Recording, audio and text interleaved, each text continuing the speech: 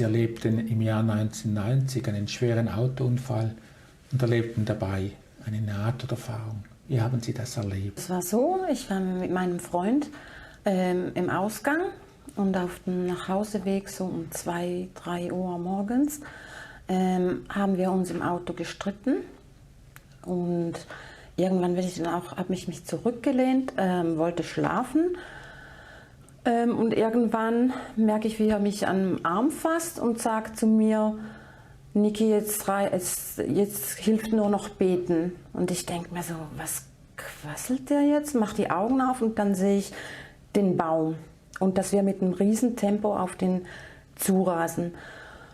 Aber im selben Augenblick, wo ich den Baum gesehen habe und gewusst habe, dass wir jetzt da nicht dran vorbeikommen oder ja, dass wir jetzt da reinknallen werden, da hat sich wie das Zeitgefühl ausgeschaltet. Also es war dann plötzlich so, ich schätze mal, es wären 3, höchstens 4 Sekunden gewesen, bis wir da reingeknallt sind.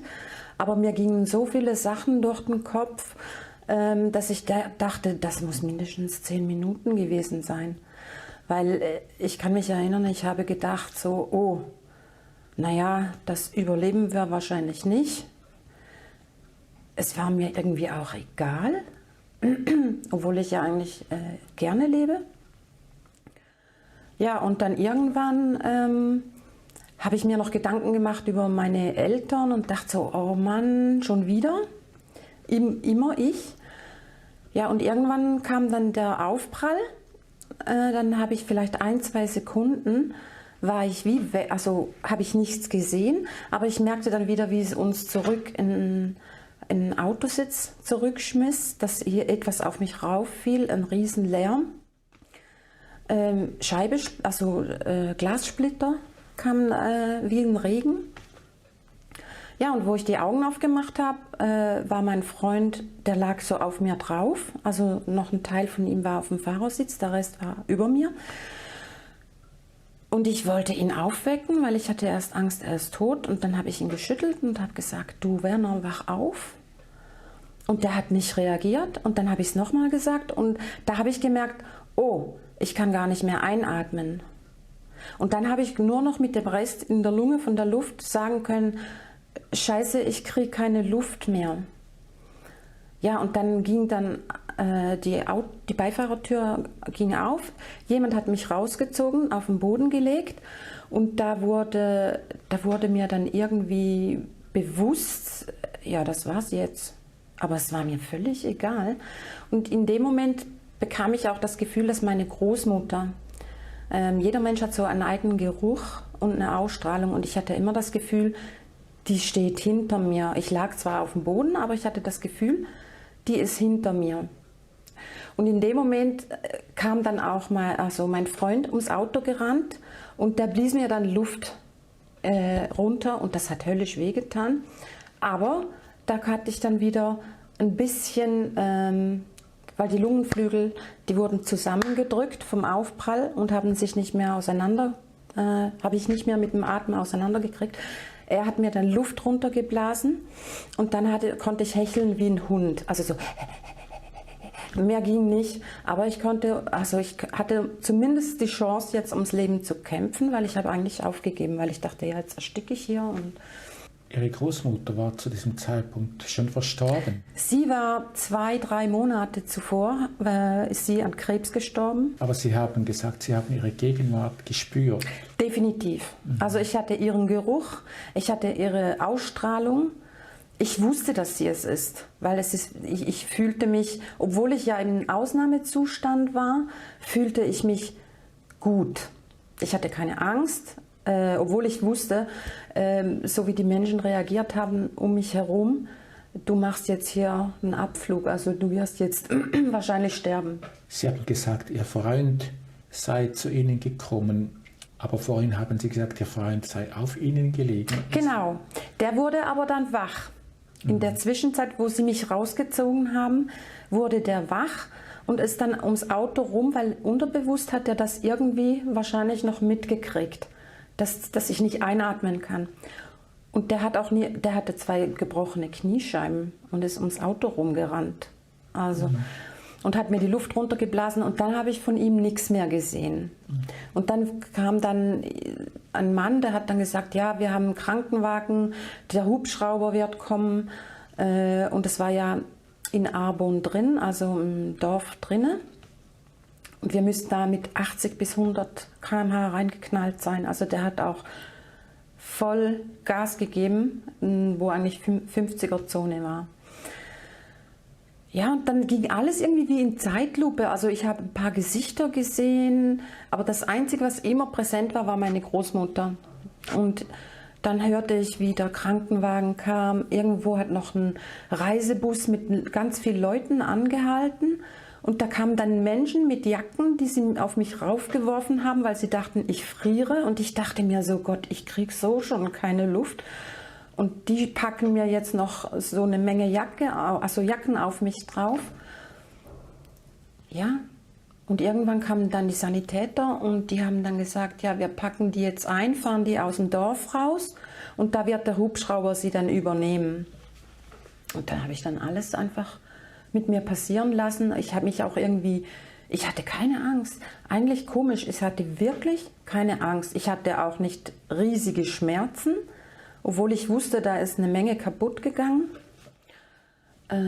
Ja, und dann irgendwann haben die mich eingepackt, sind mit mir losgefahren und dann kann ich mich noch daran erinnern, dass der eine Sanitäter einen Funkspruch gekriegt hat vom Hubschrauber, die wären jetzt parat zu mich aufnehmen und der hat dann zurückgesagt, wir fahren die direkt nach St. Gallen, weil Umladen überlebt die nicht mehr. Und dann sind die mit mir direkt nach St. Gallen gefahren und ich hatte immer das Gefühl, also ich habe alles mitgekriegt, was die geredet haben. Und ich muss dazu sagen, Sanitäter sollten vielleicht ein bisschen darauf achten, was sie so reden über den Patienten, auch wenn sie das Gefühl haben, der ist vielleicht bewusstlos oder kriegt nichts mit. Wir kriegen alles mit. Ja, und die haben dann über mich geredet. Ich meine, ich war 18 und die waren vielleicht 25. Wäre halt schade um die. Und ich dachte mir so, hallo, ich bin hier und lebe. Was redet ihr da von wegen, ist schade und so, ich komme ja wieder. Ja, und wo wir dann im Krankenhaus angekommen sind in St. Gallen, habe ich bemerkt, dass die Präsenz von meiner Großmutter weg ist. Und ich fühlte mich da aber auch sicher, weil ich wusste, ja, ich bin jetzt im Krankenhaus. Hier werden die gucken, dass sie mich wieder irgendwie zusammenflicken oder ich hatte irgendwie das Vertrauen, dass es gut ist. Und dann wurde ich dann reingeschoben, an alle möglichen Sachen angeschlossen. Die Pfleger und die Ärzte waren etwas hektisch, aber ich selber war völlig ruhig. Und dann habe ich den Herzmonitor gesehen, wo meine Herztöne aufgezeichnet wurden.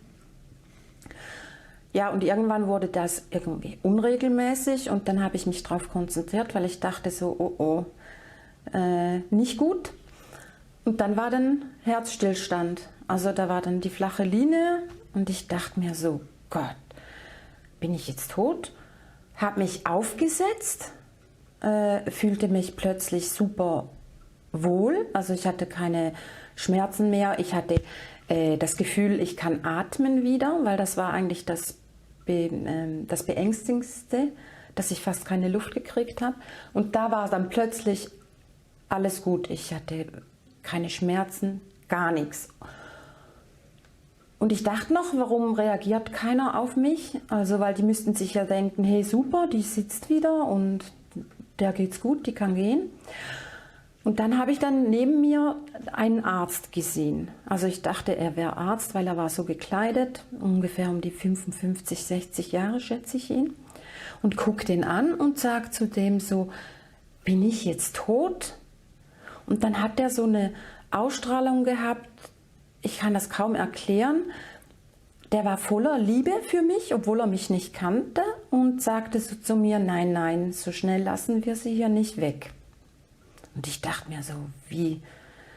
Und wo ich den noch angucke, merke ich so, dass ich gar nicht sitze, sondern dass ich mich da hinten noch liegen sehe. Und da habe ich dann ein mulmiges Gefühl kurz gekriegt, so quasi, oh, wie geht das denn? Also da liege ich und hier sitze ich. Und dann ging mir ganz viel durch den Kopf. Und lustigerweise hatte ich auch das Gefühl, dass ich so umhüllt war mit einer Liebe, mit einem Verständnis, egal was ich mich gefragt habe. Ich hatte die Antwort schon, bevor ich gefragt hatte. Also es war so, als wäre mein Kopf riesig offen und hätte irgendwo überall so, wo er irgendwie alles abzapfen kann, was er wissen muss. Und dann kam mir meine Mutter in den Sinn und ich wusste, wenn ich jetzt sterbe und gehe, da dreht die durch, weil sie ist ein ganz lieber Mensch und sie hat immer Angst, dass ihren Kindern was passiert. Und wer meine Geschichte kennt, bei mir sowieso. Und da dachte ich, nein, das kann ich weder ihr noch meinen Geschwistern antun, weil die leben noch zu Hause. Und dann habe ich den Mann auch wieder angeguckt. Und irgendwann habe ich dann bemerkt, wie eine Frau, also Ärztin mit den Elektroden wie heißt das, Defibrilliergerät für Herzstillstand mit dem Schocker quasi zu mir kommt, mir das Zeug da auf die Brust klebt und ich gucke den an und sage so, ja, wollen die mich jetzt umbringen, weil ich wusste, wenn ich jetzt einen Stromschlag kriege, wenn ich ja noch lebe, bin ich nachher tot. Und der hat so ohne Worte hat er mir in die Augen geguckt und hat gefunden, nee, einfach ganz ruhig liegen bleiben, es wird alles gut. Und ich bin eigentlich ein Mensch, der sehr misstrauisch ist und ich kenne den ja gar nicht, aber ich habe dem wirklich vertraut, weil ich wusste, der hat mich total lieb, so wie ich bin, der kennt mich irgendwie, obwohl ich ihn nicht kenne. Und dann habe ich mich zurückgelegt. Und in dem Moment ist dann auch der Strom, also ich habe die Ärztin noch rufen hören, Schuss, und in dem Moment gab es einen riesen Lärm in mir drin. Und das nächste, was ich weiß, also auch ein Schmerz, das nächste, was ich dann wieder bemerkt habe, war, dass ich aufgewacht bin auf der Station. Als Sie da saßen, haben Sie hinter sich den verletzten Körper gesehen? Also ja, sind Sie da also außerhalb des Körpers gewesen? Ja, also ich habe mich auf dem Bett, wo ich lag, aufgesetzt. Aber mein Körper lag da mit geschlossenen Augen. Und das habe ich aber erst gesehen, wo ich mich mit dem Mann unterhalten habe, auch auf eine ganz komische Art und Weise. Also ich habe geredet und er brauchte gar keine Worte, der hat mir das wie telepathisch übergebracht. Also ich denke, es war mein Schutzengel oder keine Ahnung, aber in dem Moment war ich davon überzeugt, das ist ein Arzt. Diese Person haben Sie zuerst als Arzt identifiziert? Ja, also ich war davon überzeugt, dass er ein Arzt ist, der ins Krankenhaus gehört. Und als ich aufgewacht bin auf der Station, hatte ich auch richtig das Bedürfnis, den Menschen kennenzulernen, weil ich mich bei ihm bedanken wollte dafür, dass er mir diese Geborgenheit und Sicherheit vermittelt hat, dass ich gar keine Angst hatte. Und ich konnte ja noch immer nicht gut reden, weil ich fast keine Luft hatte. Also habe ich dann angefangen zu kritzeln und habe dann dem Arzt bei der Visite den Zettel mitgegeben, wo ich draufgeschrieben habe, ich möchte gern den Arzt kennenlernen, der in der Notaufnahme rechts von mir stand, also neben dem Bett. Habe kurz beschrieben, wie er aussieht, wie alt er ungefähr wäre. Und er hat den Zettel dann auch mitgenommen, hat gesagt, er werde sich erkundigen. Und dann... dann hat er dann bei der nächsten, die kam ja öfters, weil ich so schwer verletzt war, kam er wieder und sagte, er werde am Nachmittag nochmal kommen in Begleitung von einem anderen Arzt. Und da habe ich mich super gefreut, weil ich dachte, ja, ich kann dem Danke sagen und also sagen zumindest einfach ihm in meinen Möglichkeiten danken. Und dann kamen die am Nachmittag auch, aber ich war dann super enttäuscht, weil das war nicht der Mann, den ich gesehen habe. Und der hat sich dann als Krankenhauspsychologe vorgestellt und hat mir dann erklärt, ja, wissen Sie, Sie waren da bewusstlos und Sie können da gar nichts gesehen haben oder gehört, das hat Ihnen Ihr Hirn vorgespielt. Sie hatten auch Herzstillstand von 2,5 Minuten und den Menschen, den gibt es gar nicht. Da könnte auch keiner stehen, weil da gleich die Wand wäre und so. Und ich habe dazugehört und gedacht so, sorry, aber du hast keine Ahnung. Ich habe den ja gesehen, ich habe den gespürt. Ja, irgendwann habe ich dann auch aufgehört, irgendwas zu erwidern, weil ich gemerkt habe, die glauben mir gar nicht. Ja, und dann war das für mich ein Erlebnis, das ich dann für mich anfangs auseinanderpflücken musste. Ich hatte ja Zeit, ich lag ja da ziemlich lange. Und da wurde es mir bewusst, dass ich wahrscheinlich dadurch, dass ich ja mich auch aufsetzen konnte, dass alles nichts mehr wehtat, dass ich Luft kriegte. Und da war ich mir bewusst, okay, du warst schon einen Schritt drüben. Also ich habe jetzt nicht Gott oder einen Engel oder einen Tunnel mit Licht oder irgendwas gesehen. Sie haben einen außerkörperlichen Zustand oder einen Teil außerkörperlichen Zustand erlebt und eine weiß gekleidete Person gesehen. Also ich dachte, er wäre Arzt.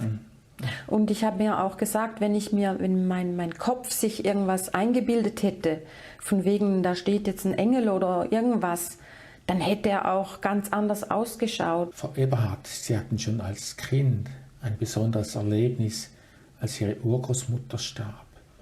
Können Sie davon erzählen? Also es war so, dass ich geschlafen habe. Und dann hörte ich es bei uns in der Wohnung an der Haustüre klingeln. Und wie man das als Kind macht, denkt man sich ja, die Erwachsenen stehen dann schon mal auf und gehen die Türe öffnen. Dann habe ich mich gewundert, dass da niemand hingeht. Bin aufgestanden und bin zur Haustüre gelaufen und habe dann gezögert, weil ich dachte, ich war 10. Und dann hörte ich meine Urgroßmutter mich rufen beim Namen. Mach die Tür auf. Und da dachte ich, ja, na klar, habe aufgeschlossen. Und dann stand im Flur, also im Treppenhaus von dem Block, in dem wir gewohnt haben, stand ein Sarg. Und das hat mich ein bisschen erschreckt.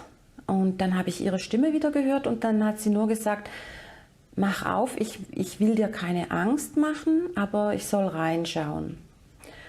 Dann habe ich den Sarg geöffnet und da lag sie ganz friedlich drin, als würde sie schlafen. Und dann hatte sie noch so ein Gänseblümchen-Kränzchen um die Stirn gewickelt. Und das hat mich erschreckt und ich habe den Deckel wieder zugemacht, bin reingerannt, habe die Tür zugeknallt, ins Bett, unter die Decke und habe mich gefürchtet. Und dann habe ich sie wieder gehört. Da hat sie sich entschuldigt und gesagt, du, ich wollte dir keine Angst machen. Ich wollte dir nur sagen, dass ich gegangen bin.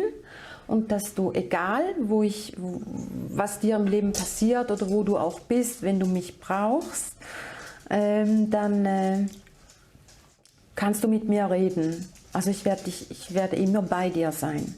Aber ich muss jetzt gehen. Und dann war ich ein bisschen traurig, weil ich glaube, da begriffen habe, dass sie gestorben ist. Und bin dann eingeschlafen oder gar nicht aufgewacht, ich kann es nicht sagen. Auf jeden Fall am Morgen bin ich dann aufgestanden, bin in die Küche, da war meine Mutter, mein Stiefvater, meine Schwester schon am Tisch, weil ich bin der Langschläfer bei uns in der Familie gewesen. Ja, und dann bin ich da reingelaufen und habe gesagt, die Urgroßmutter ist gestorben. Da hat mich meine Mutter angeguckt und gefunden, was redest du für ein Unsinn, Kind? Sowas macht man keine Scherze und jetzt setz dich hin, iss was, nachher gehst du in die Schule. Und ich dachte mir dann so, na, okay, habe dann mein Frühstück gegessen, bin in die Schule gegangen. Ein bisschen traurig war ich den ganzen Morgen. Und dann bin ich nach Hause gekommen am Mittag und dann hat meine Mutter schon Mittagessen gemacht. Und wir haben uns alle an den Tisch gesetzt und ich habe schon gemerkt, die Stimmung ist irgendwie komisch. Ja, und dann war es dann so, dass sie nach dem Essen gesagt hat, sie müsse mit uns noch reden, sie müsse uns etwas sagen, es sei ein bisschen traurig, aber unsere Urgroßmutter sei verstorben in der Nacht. Und in dem Moment, hatte ich so eine innere Genugtuung dafür, dass ich am Morgen halt den Anschiss gekriegt habe. So, was redest du für einen Unsinn? Ja, und dann war das so. Und dann an der Beerdigung war dann auch mein richtiger Vater da. Und der hat sich zu mir gestellt und ich habe ihm dann erzählt, du hör mal, ich habe das geträumt und habe ihm die ganze Geschichte erzählt. Und er war dann, nach der Beerdigung, war er auch am Anstehen zum nochmal in den Sarg gucken. Und er blickt so rein und in dem Moment guckt er mich an mit einem Blick, wo ich genau wusste, sie hat dieses Gänseblümchenkränzchen an. Danach kam er wieder zu mir und hat nur meine Hand genommen und er ist Atheist, also er glaubt überhaupt nicht an Übersinnliches, null. Aber sein Blick hat mir dann bestätigt und ich habe ihn dann auch noch gefragt, sage ich so, was hatte sie denn um den Kopf? Und dann sagt er, wie du gesagt hast, Gänseblümchen. Sie sah ganz friedlich aus, als würde sie schlafen. Ja, das war so das erste Erlebnis. Könnte man das wie einen Klartraum bezeichnen? Ja, also ich habe nicht gemerkt, dass ich schlafe, aber meine Mutter hat auch gesagt, dass sie nachts die Tür mal gehört hat. Also kann es sein, dass ich wirklich die Tür aufgemacht habe, aber wo sie rausgekommen sei aus dem Schlafzimmer, wäre nichts mehr. Türe wäre zu gewesen. Ja. Aber ich glaube, ich habe das geträumt. Wie hat diese Nahtoderfahrung und diese Erfahrung, die Sie als Kind hatten, Ihr Leben oder Ihre Weltsicht beeinflusst? Also ich muss sagen, der Autounfall war für mich eigentlich nur der Beweis für etwas, was ich schon länger angenommen habe. Also ich hatte ja ganz viele Unfälle, Sachen überlebt. Und das war für mich dann einfach der endgültige Beweis, dass es nach dem Tod, vom körperlichen Tod, nicht vorbei ist. Und es lebt sich natürlich schon auf eine Art entspannter, weil man weiß, ja, wenn dir was Schlimmes passiert, passiert ja trotzdem nichts Schlimmes. Aber auf eine andere Art und Weise hat man dann auch das Wissen, dass man, wenn man hier ist, auch eine gewisse Verantwortung hat, wie man zu leben hat. Also ich denke, wenn man das nicht weiß, kann man sich vielleicht mal irgendwo durchmogeln und denken, ja, sieht ja keiner. Aber wenn man weiß, dass man halt auch von der anderen Seite beobachtet wird, dann tut man das nicht. Oder man bemüht sich, es nicht zu tun, weil man bleibt ja Mensch. Aber es ist schon, also ich habe keine Angst vorm Tod, vorm Sterben schon, weil ja, man will ja nicht krank sein und leiden, aber vorm Tod selber habe ich gar keine Angst. Und wenn, dann höchstens, dass man nicht das geleistet hat, was sie von einem erwartet haben in der Zeit, wo man gelebt hat. Frau Eberhardt, herzlichen Dank für das Gespräch. Danke Ihnen.